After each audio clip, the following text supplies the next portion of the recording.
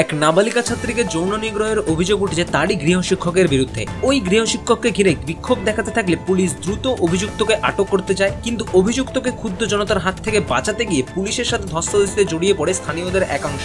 অবস্থা উত্তপ্ত হয়ে ওঠে, তবে পরিস্থিতি নিয়ন্ত্রণে আনতে পুলিশ পদক্ষেপ নেয় এবং পরিস্থিতি বর্তমানে স্বাভাবিক বলেই জানানো হয়েছে। এই ঘটনায় এলাকায় চাঞ্চল্য ছড়িয়েছে। আসামির বিরুদ্ধে আইনি ব্যবস্থা গ্রহণের দাবি উঠেছে সর্বত্র। বুধবার মাঝরাত পর্যন্ত এই বিষয়ে পুলিশের কাছে কোনো লিখিত অভিযোগ দায়ের হয়নি।